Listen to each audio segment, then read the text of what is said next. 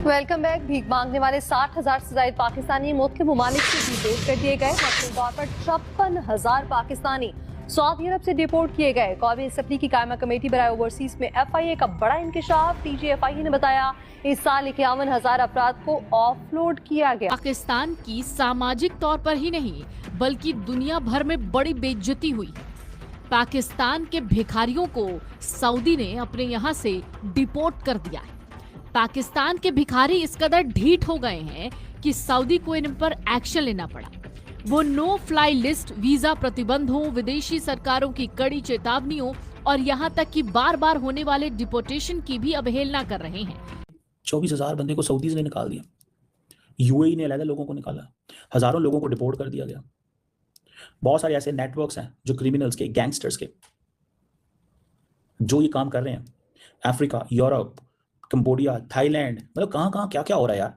मतलब दुबई ने 6,000 लोगों को डिपोर्ट किया। आज़रबाईजान 2500 लोग सिर्फ आज़रबाईजान ने बैगर्स भेजे हैं। 6,000 बैगर्स UAE से आए। आपको पता है UAE is not giving visas to many Pakistanis. आपको इस चीज का अंदाजा?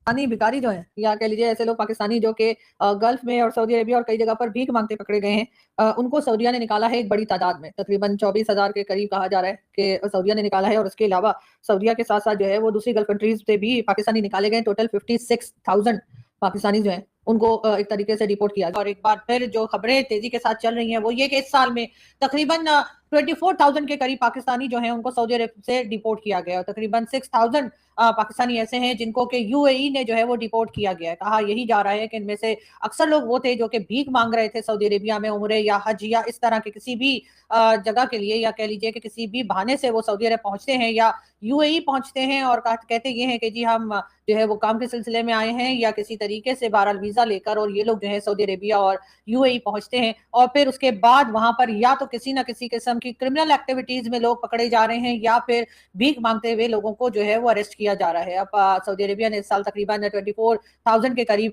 पाकिस्तानी जो है उनको डिपोर्ट किया है। और बात यही की गई है कि जी ये लोग भीख मांग रहे थे। और 24,000 पाकिस्तानी सिर्फ 2025 में 24,000 पाकिस्तानी वो सऊदी अरब से डिपोर्ट कर दिए गए। अब उसकी वजह क्या थी कि सिर्फ वो भीख मांगते थे वहां पर, और 8,000 पाकिस्तानी सिर्फ दुबई से डिपोर्ट किए गए 2025 में जो वहां पर भीख मांग रहे थे। अब एक वीडियो, जब ये रिपोर्ट गुज़श्ता दिन ये रिपोर्ट आई और उसके साथ एक वीडियो सोशल मीडिया पर वायरल भी है। उसमें वीडियो बनाने वाला भी पाकिस्तानी है और जिसकी वीडियो वो बना रहा है वो भी पाकिस्तानी है। और वो एक बड़ी गाड़ी में एक बैठा वो भीख मांग रहा है। वो एक बड़ी, जैसे हम पाकिस्तान में सड़कों पर देखते हैं, आप जा रहे होते हैं तो उनके भीख मांगने के अपने तरीके होते हैं। बाइक पंचर हो गई है, मेरे पास पैसे नहीं है, मेरे पास मेरा बटवा चोरी हो गया तो ये मुझे पंचर लगवाने के पैसे दे रहे हैं 100-150। अब उन्होंने वो पंचर के पैसे कई लोगों से लेने होते हैं। पेट्रोल खत्म हो गया, बड़ी दूर से आए हैं हम बड़ी दूर से दूसरे शहर से आए हैं, हम यहाँ पर हमारी गाड़ी लेट हो गई है, खाना खाना है, मतलब ये चीज़ें वो यहाँ पर पैसा इकट्ठे। अब यही चीज़ें वो अप्लाई कर रहे हैं सऊदी अरब में और पाकिस्तान से बाहर दीगर ममालिक में जहाँ पर वो जाते हैं।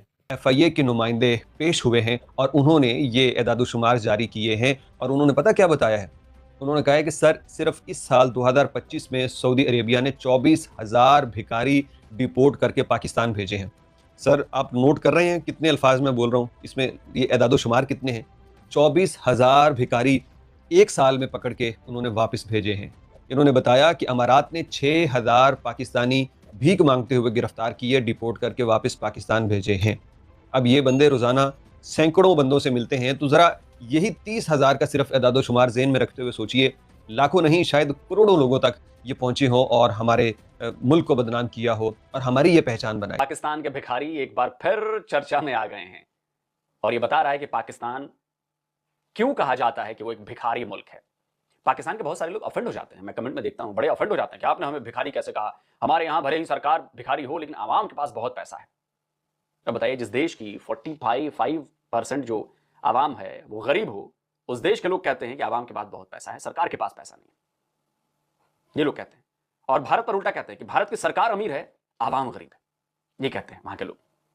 आप सोच रहे हैं मतलब इतना बड़ा झूठ ये लोग बोल देते हैं इतनी आसानी से। अब क्या कहें? भीख मांगने वाला मामला तो हमारे पूरे मुल्क पे लागू होता है ना, वो तो हमारी हुकूमत पे सबसे पहले लागू होता है और बाद में फिर दूसरे लोगों के ऊपर लागू होता है। भीख मांगना किसी भी सूरत, वो मैं इंडिविजुअल कैपेसिटी में करूं वो भी गलत है, हुकूमत अपने गवर्नमेंट लेवल पे करे वो भी गलत है। नहीं करना चाहिए। अपने जो आपके पास अवेलेबल रिसोर्सेज होते हैं अकॉर्डिंग टू दैट आप अपने ना cut your coat according your cloth ना, ऐसे तो नहीं कहा जाता। आप उसके मुताबिक पांव पे लाए जितना आपकी चादर होती है। तो मामला तो ये हुआ। ये जो पाकिस्तान के अंदर जो बैगिंग है, it is highly structured enterprise. ये डेस्परेशन की बात नहीं है, ये स्ट्रक्चर्ड एंटरप्राइज है। हजारों लोग जो हैं वो इस चीज में इन्वॉल्व हैं, हजारों लोग, people who are into this game, वो हजारों लोग इन्वॉल्व हैं। ये पाकिस्तान में इंडस्ट्री है और ये बड़ी ऑर्गेनाइज्ड इंडस्ट्री है। इसमें गवर्नमेंट के लोग भी इन्वॉल्व हैं, इसमें इंटेलिजेंस जो FIA के लोग भी हैं, बहुत बड़े सारे लोग इसमें हैं। जारी बात है, इतने बड़े पैमाने पे लोग बैगर्स जाते हैं। मतलब अगर 25,000 बंदा जो सऊदी अरब गया, क्या वो FIA को नजर नहीं आया वो 25,000 बंदा? 6,000 UAE जाते, यानी कि आप सिर्फ इतना ही समझ लें कि 32,000 बंदा उन्होंने भेज दिया, और कहीं ऐसे होंगे जो नहीं डिपोर्ट हुए। तो पता नहीं 32,000 तो पकड़ेंगे, वो कितने होंगे जो नहीं पकड़ेंगे, और वो किस किस मुल्क में है। यानी कि you are known as beggars in middle east.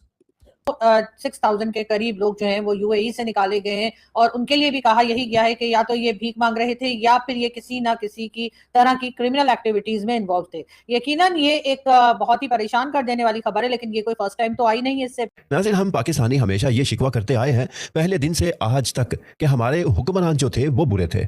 हम ठीक थे, पूरी कौम बहैसियत कौम वो ठीक थी, उनकी जो उनके अमाल थे वो सारे ठीक थे, मगर जो हमारे हुक्मरान हमें मिले बदकिस्मती से वही ख़राब थे। वो पैसा लूट गए, करप्शन कर गए, उन्होंने इस मुल्क को इस हाल तक पहुंचा दिया कि अब उसको ठीक करना भी मुश्किल है। मगर हमने बहैसियत कौम कभी खुद अपने बारे में भी सोचा है कि हम कितने पानी में खड़े हैं, हम कितने पानी में खड़े हैं? ये गुज़श्ता दिन की रिपोर्ट है कि सिर्फ 24,000 पाकिस्तानी उम्रे के नाम पर जो सऊदी अरब गए हज के लिए, उम्रे के लिए, ज़ियारत के लिए, जो जिस दिल में ये ख्वाहिश लेकर गए कि हम जाकर वहाँ पर रोज़ा रसूल की ज़ियारत करेंगे, वहाँ पर हाजिर देंगे, खाना काबा का तवाफ़ करेंगे, मगर ऐसे 24,000 पाकिस्तानी सऊदी अरब ने डिपोर्ट किए जो यहाँ से गए तो उम्रे के लिए थे, मगर वहाँ पर जाकर उन्होंने एक ऐसा काम करना शुरू कर दिया जो इस्लाम में भी हराम है। एक इंसान तो मजबूर है, एक इंसान इतना मजबूर है कि उसके घर फाका कशी है और उसके पास इसके अलावा कोई चारा ही नहीं है कि वो भीख मांगने के अलावा कहीं से कोई पैसा इकट्ठा कर सके या कमा सके या ले सके।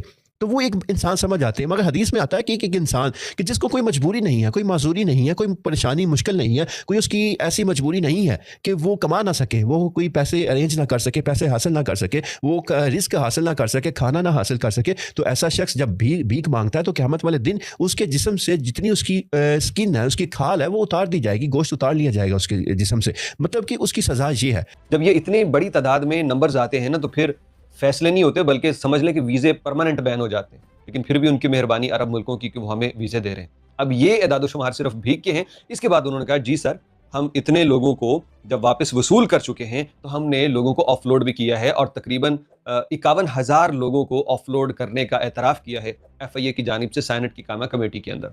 उन्होंने कहा है कि जब लोग अपने जाली डॉक्यूमेंट्स के साथ यहाँ सफ़र करते हैं तो हमें रोकना पड़ता है। हमने कई ऐसे उम्रा वीज़ा वालों को रोका है जिनके पास उम्रा वीज़ा था और साथ में यूरोप के जाली वीज़े और कागजात थे। हमने उनको यहीं रोक लिया क्योंकि उन्होंने सऊदी अरब से जाके आगे डिपोर्ट होना था। उन्होंने वीजा, आजकल मिडिल ईस्ट का वीजा भी पाकिस्तानियों के लिए इंतहाई मुश्किल है। मतलब 10 लाख रुपए कौन सा पाकिस्तानी है जिसके पास आम अवेलेबल? जिनके पास अवेलेबल है भाई, उनको मिडिल ईस्ट जाने की क्या जरूरत है?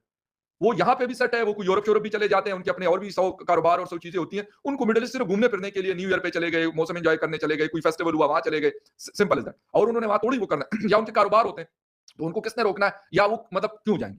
मजदूरी या नौकरी के लिए तो एक आम पाकिस्तानी शख्स जाता है ना, जो यहाँ जिसको बेचारे को कुछ नहीं मिलता। UAE ने भी हमारे वीजे बंद किए हुए हैं, और UAE ने हमारे वीजे इसलिए बंद किए हैं, वो कहते हैं यार ये कैसे लोग हैं, अजीब लोग हैं। UAE वाले कहते हैं ये अजीब लोग हैं, ये हमारे यहाँ मांगने आते हैं। आज़रबाईजान से हमारी नई नई दोस्ती डेवलप हो गई, बड़े ट्रिप हुए। मैं भी अभी आज़रबाईजान गया हुआ था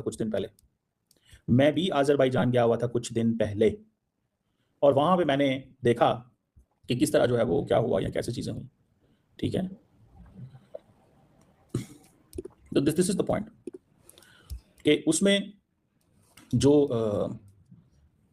मतलब इस चीज़ को अगर आप देखें, ठीक है ना जी, कि आप सिर्फ इस चीज़ से अंदाजा लगा रहे हैं कि UAE ने हमारे वीज़े बंद किए हुए हैं, लोगों को वीज़े दे नहीं रहे।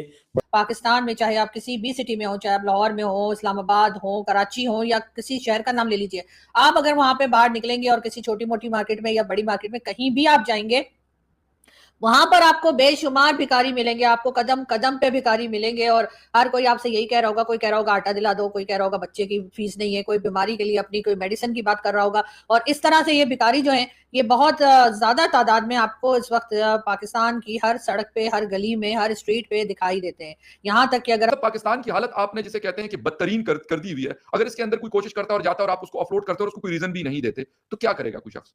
और आप मतलब 50-60 हजार बंदा, 51,000 वो खुद कहता है DGFIA कि हमने ऑफलोड किया 2025 में। अब 51,000 बंदा मजाक तो नहीं होता ना कि ये 2 एयरपोर्ट पे हुआ है, इस्लामाबाद एयरपोर्ट पे भी लोग अपलोड हुए हैं, लेकिन शायद उसका नंबर इतना ज्यादा नहीं।